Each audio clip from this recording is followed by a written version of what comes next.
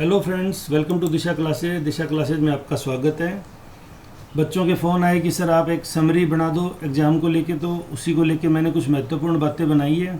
अगर आपको काम आती हैं तो आप इसी वीडियो को ध्यान से देखें, लाइक और सब्सक्राइब जरूर करें।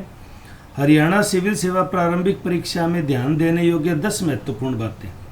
ओवरऑल कंक्लूजन में मैंने 10 पॉइंट निकालने की कोशिश की है। पहला है 8 बजे तक सेंटर पहुंचने की कोशिश करें। क्यों? क्योंकि पहला पेपर हमारा स्टार्ट हो रहा है 10 बजे से 12 बजे तक, 2 घंटे का है, जिसमें 8:30 पे हमें एंट्री मिल जाएगी, स्टार्ट हो जाएगी और 9:50 पे सेंटर में प्रवेश बंद हो जाएगा। यानी किसी भी कंडीशन में जो सेंटर है, जो सेंटर के मालिक हैं, जो सेंटर चला रहे हैं, वो आपका बुरा नहीं चाहते, लेकिन एचपीएससी ने उनको बाउंड कर दिया कि आप किसी भी कंडीशन में कैंडिडेट को अलाउ नहीं करेंगे 9:50 के बाद में। ये बात उन्होंने लिख दी। Please note that entry into the examination centre will be started at 8:30। 8:30 पे स्टार्ट होगी और 9 के बाद में किसी भी 9:50 के बाद में किसी को भी एंट्री नहीं दी जाएगी। तो आप इस हसल से बचने के लिए 8 बजे तक पहुंचने की कोशिश करें। हालांकि उन्होंने तो लिखा है candidate are advise to visit their centre 1 day before exam.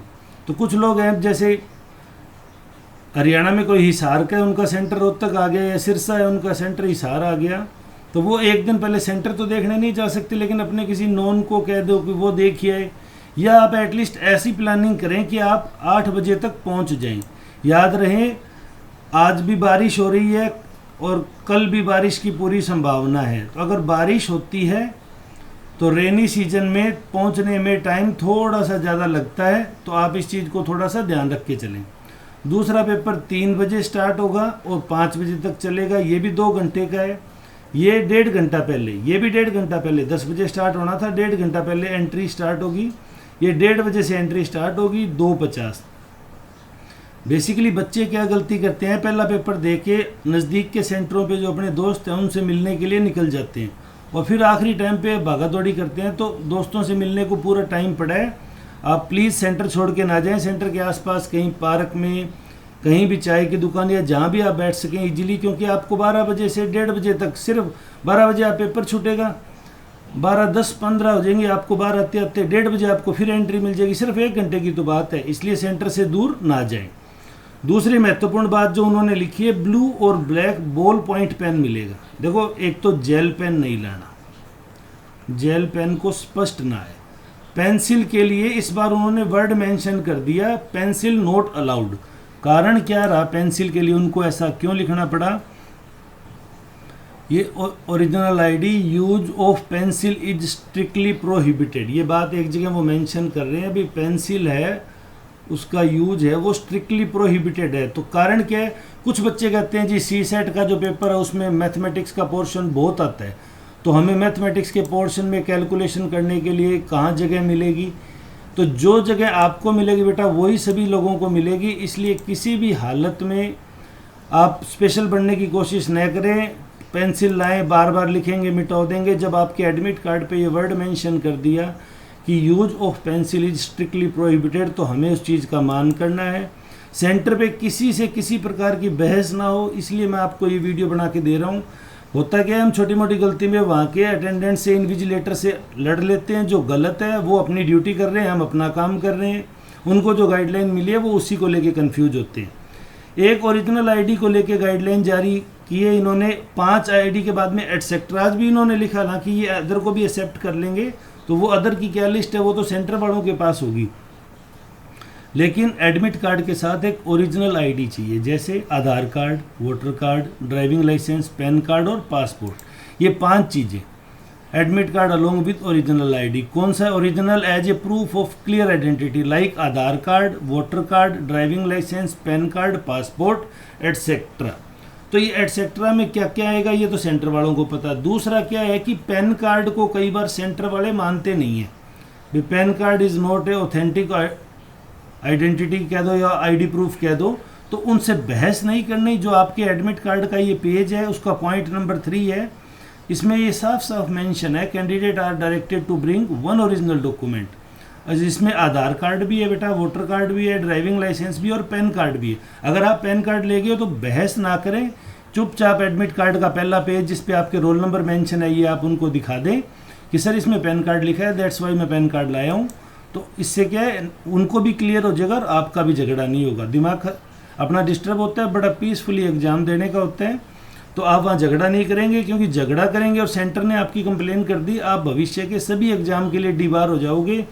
अकेला HPSC नहीं, फिर आप हरियाणा स्टाफ सिलेक्शन कमीशन का भी कोई एग्जाम नहीं दे पाओगे, UPSC भी नहीं दे पाओगे, क्योंकि फॉर्म में एक लाइन आती है ना, have you ever been debarred from any exam. तो ये वही डिबार है। आप सेंटर पे जाके बहस करते हैं, झगड़ते हैं, ऊंचे स्वर में बात करते हैं, हमें ऐसा कुछ नहीं करना। आप एक सिविल सर्विस ऑफिसर बनने जा रहे हो, behave like a civil service officer. प्रवेश पत्र में देखो 5 निकाले थे इन्होंने। पहला 31 तारीख को निकाला भी, आपके एडमिट कार्ड में अगर कोई भी त्रुटि है तो वो आपको 8-9 तक करानी थी। आज हम ये वीडियो बना रहे हैं, ये 11 तारीख होगी, तो ये कंप्लीट हो गया बेटा। दूसरा उन्होंने ये निकाला था, तीसरा उन्होंने ये, चौथा उन्होंने ये 5।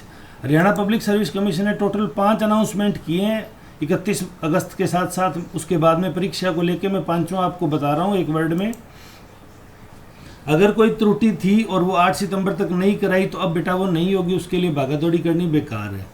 अगर आप दिव्यांगजन हैं जिनको राइटर की ज़रूरत पड़ती है, गोले भरने के लिए, गोले काले करने के लिए एक हेल्पर की ज़रूरत पड़ती है, तो 7 सितंबर तक आपको परमिशन लेनी थी। इसमें क्या दिक्कत होती है, कुछ लोग क्या करते हैं, CMO का बना हुआ मेडिकल ले जाते हैं, सर देखो तो सही आप CMO ने लिख रखा है ये दिव्यांगजन है, यहाँ CMO का सर्टिफिकेट देखेंगे पंचकुला के लोग और वो आपको परमिशन देंगे। अगर परमिशन लिए तो ठीक है, अदरवाइज सेंटर वालों के साथ आप न लड़ें इस चीज़ को लेके। सिख समुदाय के विद्यार्थियों के लिए तीसरा निकला था, जो कड़ा और कृपाण धारण करते हैं, धार्मिक उनके चिन्ह है, सरकार ने उनको अलाउ किया, लेकिन कहा है कि आप 1 घंटा पहले पहुंचेंगे। यानी जहां हम 8:30 पे एंट्री शुरू हो रही थी, इनकी एंट्री 7:30 पे स्टार्ट हो जाएगी। क्यों कि इनके कड़ा और कृपान में कोई इलेक्ट्रॉनिक डिवाइस ना हो। देखो सभी धार्मिक चिन्ह अच्छा रखते हैं, लेकिन शरारती तत्व भी हम में से ही कोई ना कोई होते हैं, तो इसलिए थोड़ा सा हरियाणा सरकार चाह रही है भी ईमानदारी से बहुत अच्छा एग्जाम कराए। इधर किसान प्रोटेस्ट, इधर बारिश, इधर उर्दू को लेके कोर्ट में केस, हालांकि बहुत दिक्कतें चल रही है, फिर भी सरकार कोशिश कर रही है, तो हमें भी उस सरकार की मंशा को समझना चाहिए, उनका साथ देना चाहिए। चौथा निकाला उन्होंने, अगर आपकी एडमिट कार्ड पे फ़ोटो साफ़ ना हो तो फार्म में जो आपने फ़ोटो भरी है, चिपकाई है ना बेटा, जो धुंधली आ रही है, जो साफ़ नहीं आ रही, वही फ़ोटो उसी जगह चिपका के उसे सेल्फ अटेस्टेड करनी है। किसी गजेटेड ऑफिसर के पास घूमने की ज़रूरत नहीं है, आपके सिग्नेचर भी उसके इक्विवेलेंट कर दिए सरकार ने। आप अपनी फ़ोटो के ऊपर साइन कीजिए कि हाँ ये मैं हूँ और मैंने फॉर्म भरा था, दैट्स ऑल। बाकी HPSC अपने आप देख लेगा। साथ में एक एडिशनल फ़ोटो ज़रूर ले जानी है, क्योंकि सेंटर पे जो शीट में हम सिग्नेचर करते हैं ना, कैंडिडेट सिग्नेचर करता है, सिग्नेचर शीट बोलते हैं जिसको, वहाँ पे भी वो फ़ोटो धुंधली होगी या एब्सेंट होगी, तो ये फ़ोटो जो दूसरी एडिशनल ले जा रहे हो ये वहाँ काम आ जाएगी। फिर है फेस मास्क। अब पुमा के, रिबोक के, महंगी महंगी कंपनियों के 500 के फेस मास्क लगा के नहीं जाने, क्योंकि वो अलाउ नहीं है। फेस मास्क सेंटर द्वारा दिया जाएगा, तो इसलिए आप भी एक काम कीजिए, use and throw face mask लीजिए, उसे लगाइए, सेंटर के बाहर उसे थ्रो कीजिए, जो सेंटर आपको दे रहा है वो लगाएं और अंदर चले जाएं। अदरवाइज वहाँ ये बहस होगी, सर ये मेरा मास्क मैं कहाँ रखूँ, सर ये मास्क तो बहुत महंगा है, ऐसे फेंकने का नहीं। ऐसी बचकाना बातों से बचना है। आप सिविल सर्विसेज एस्पिरेंट्स हैं तो आपको उसी के अनुरूप बिहेव भी करना है बेटा।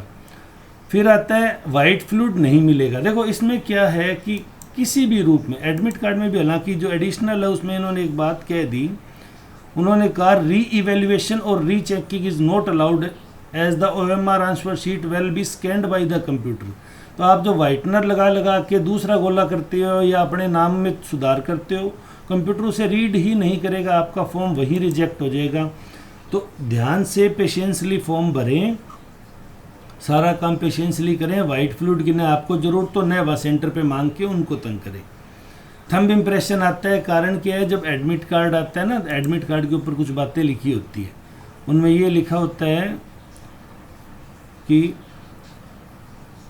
1 मार्क था इसमें, मतलब सिग्नेचर कैंडिडेट के और थंब इम्प्रेशन, 2 ही चीज़ें। Candidate should write is name, roll number, question booklet, और दोनों पे उसको सेम लिखते हुए चलना है। तो यहाँ जो थंब इम्प्रेशन वो लगवाने के लिए आपको आएंगे, तो वहाँ क्या होता है, लेफ़्ट और राइट का दिक्कत हो जाता है। भाई मुझे लेफ़्ट पे लगाना है, राइट पे लगाना है, तो ये इस चीज़ों से बचें। आप अपना लेफ़्ट राइट मन में सोच के रहें। बाकी उनको बताएं सर कौन सा का लगाएं, वो लेफ़्ट बोले तो आप लेफ़्ट आगे कर दें, वो राइट बोले तो राइट कर दें। अब आते हैं बेटा पेपर पे। पेपर में 100 सवाल आ रहे हैं 120 मिनट में, मतलब 20 मिनट हमने मान लिए गोले काले करने के। ठीक है, तो हमारे पास बचे 100 सवाल और 100 ही मिनट। अब इसको लेके कुछ बच्चे जो मेरे से लगातार कांटेक्ट में, वो कंफ्यूज हो जाते हैं कि सर कट ऑफ क्या जाएगी। जनरली एक ये कोई हार्ड एंड फास्ट नहीं है, कंपलसरी भी नहीं है, लेकिन जनरली सिविल सर्विसेज की कट ऑफ 50 से 60% के बीच रहती है। थोड़ा पेपर इजी आ जाए तो ये 65-70 तक चली जाती है। दैट मीन्स 30 सवाल तो आप अगर छोड़ के भी आ जाते हैं तो भी आपका चलता है। तो सर छोड़ेंगे सारे ही सही थोड़ी होंगे, ये बात भी सही है। तो इसके लिए आप क्या करें, जैसे ही आप पेपर करना शुरू करते हैं, मान लो आपने ये पेपर शुरू किया, मैंने ये पेपर स्टार्ट किया, मैंने कहा the world driest desert is, विश्व का सबसे ज़्यादा शुष्क मरुस्थल कौन सा है।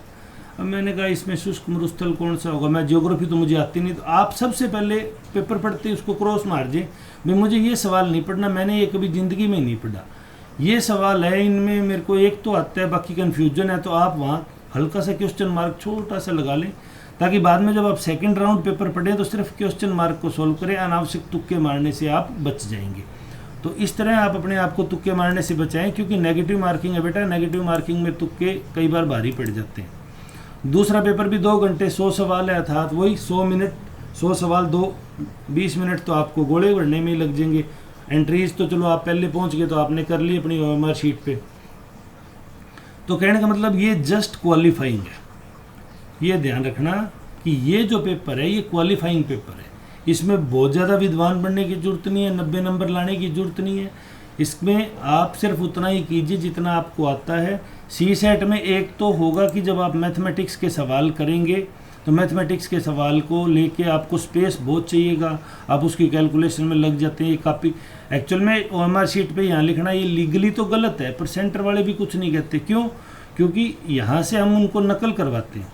अड़ोसी पड़ोसी हमारी कॉपी में देखता है जो HPSC के अकॉर्डिंग, क्योंकि देखो HPSC ने एक बात साफ साफ लिख दी है जिसको आप गौर कर लेना। इन केस ऑफ कॉपिंग, जो कॉपी करता हुआ कोई मिल गया, attempt their both the candidate, both का मतलब मैं अगर आपको कॉपी करा रहा हूँ तो मैं, और आप कर रहे हो तो दो। हु इज कॉपिंग, जो नकल कर रहा है, who is allowed to copy, जो आपको ये कटिंग दिखा दिखा के कॉपी करा रहा है, will be disqualified and commission में अवार्ड एनी पनिशमेंट। वो उनको डिबार कर देगा तो आपका कैरियर ही मान लो यहाँ समाप्त हो जाएगा। तो वहाँ ज़्यादा किसी को नकल कराने की कोशिश न करें। ये बात एडमिट कार्ड के साथ मेंशन कर दी है। अपना चुपचाप अपना पेपर कीजिए, रूम में बैठ के अपनी शीट को देखिए, आप कंफर्ट से सीट सेट कीजिए। उसके अलावा अपनी शीट पे ध्यान दीजिए, कमरे में कौन बैठा है कौन नहीं बैठा है ये बात की बातें, वहाँ देखने की कोई ज़रूरत नहीं। तो इसलिए आप इस चीज़ को लेके बिल्कुल भी कंफ्यूज न हो। तो 100 मिनट में 100 सवाल करने, मान लो आपको 60 सवाल आते हैं और 10 सवाल आपके ऐसे हैं जो आपको लगता है यार ये मुझे आ जाएंगे यार, तो यानी आपने 70 अटैम्प्ट किए, 60 में से आपके 55 सही हो गए, 5 गलत हो गए, 5 गलत आपके 2 सवालों को ले गए, 53 बचे आपके। जो आपने 10 एक्स्ट्रा किए थे, 10 में से मान लो 5 सही हो गए, 5 सही हो गए तो आपके यहाँ 3 सवाल यहाँ आ गए, तो आपके लगभग 56 मार्क्स बन जाएंगे। तो क्या पता आपको 56% में आप क्वालिफाई कर जाओ। लेकिन अगर किसी बच्चे को आई 30 सवाल रहे हैं, 40 सवाल ही आ रहे हैं, तो 40 सवालों की तो बेटा कट ऑफ जाती नहीं। फिर जो रिमेनिंग 60 बचे, 2 ऑप्शन है, अगर उनमें से आप 30 सवाल सेलेक्ट कर सकते हो, मैं इसको आपको एक अलग शीट पे ही समझा देता हूँ। मान लो किसी बच्चे को 30 सवाल आ रहे हैं सिर्फ, उसने कहा सर 30 में तो प्री होना नहीं, बिल्कुल सहमत बेटा, 70 सवाल है, इनमें से कितने सवाल ऐसे हैं जो आप थोड़े थोड़े दिमाग लगा के कर सकते हो। अगर उसका ये रेशियो 40 से 50 है तब तो उसको यहाँ रुक जाना चाहिए। क्यों? क्योंकि वो 40 करेगा, 40 में से मान लो उसके 20 सही हुए और 20 ही गलत हो गए, 0.25 नेगेटिव मार्किंग है, तो ये 5 सवालों को और ले गया, तो 15 30 और 15 45 उसके है, तो 45 में कई कैटेगरी में कट ऑफ में आ सकते हो आप। लेकिन अगर वो यूँ कहता है सर मुझे 30 आते हैं, बाकी मेरे लिए तो सारे बराबर है, तो बेटा ऐसी स्थिति में जब आप सेंटर ही पहुंच गए तो आप एटलीस्ट 100 के 100 सवाल अटैम्प्ट करो और जिस भी देवता को मानते हो उसको नमस्ते करो कि हे बाबा, हे भगवान, थोड़ा सा करो कुछ, क्योंकि बेटा इतने सवालों में होता नहीं प्री के लिए आपको एटलीस्ट सेफ सिक्योर के लिए आपको 60% तो मिनिमम लाने ही चाहिए। अगर आप घर आके टेंशन लेस होना चाहते हो तो 60% से अबोव अगर आपके मार्क्स है बेटा तो आप इजीली कर जाएंगे। फिर भी आपको कोई क्वेरीज हो तो आप कमेंट बॉक्स में पूछ सकते हैं, वह आपको जवाब दे दिए जाएंगे। तो बेटा सबसे बड़ी बात ये है कि आप सेंटर पे 8 बजे तक पहुँचें, नहीं पहुँचे तो एटलीस्ट 7 से 8 बजे के बीच सेंटर की परमिसेज में, मतलब 1-2 किलोमीटर की रेंज में आप पहुँचें। कल जैसे सिरसा में अनाज मंडी में किसान महापंचायत है, कहीं महापंचायत हो, कहीं कुछ भी हो, किसी तरह की कॉल भी हो, तो हम पैदल भी गलियों से चल के जाएंगे तो भी हम 1 घंटे में सेंटर तक पहुँच जाएंगे। बाकी लगता नहीं कि सरकार और किसानों को इस मुद्दे पे लेके कोई दिक्कत है। अभी बच्चों को पेपर है, पेपर देने दो, वो सरकार और उनका आपसी मामला है, वो जब आप प्रशासन में जाओगे तो आपको पता चलेगा, आपको भी संभालना है। तो बेटा एग्ज़ाम के लिए आपको गुड लक, अच्छे से पेपर करना। फिर भी कोई आपको दिक्कत आए तो एडमिट कार्ड को, इसके अलावा बेटा एडमिट कार्ड को अपने ध्यान से पढ़ के जाना है। वहाँ जो चीज़ें आपको दिक्कत आती है, देखो ये the candidate must write his roll number, name, put his thumb impression. अब इन्होंने नहीं बताया लेफ्ट या राइट, तो ये जो थंब इम्प्रेशन वाला दिक्कत थी बेटा, तो ये थंब इम्प्रेशन कौन सा है वो वहाँ लिखा हुआ आएगा, तो वो आप OMR शीट पे अच्छे से लगा दें। इधर उधर कुछ भी ना करें, क्योंकि कोई भी कटिंग है वो आपका अपीयरेंस है उसको कैंसिल करवा सकती है, तो थोड़ा ध्यान से करते हुए चलें। उम्मीद है आपको इस वीडियो से हेल्प मिलेगी। अगर वीडियो पसंद आया तो लाइक करें, चैनल को सब्सक्राइब करें। वीडियो देखने के लिए आपका बहुत बहुत धन्यवाद।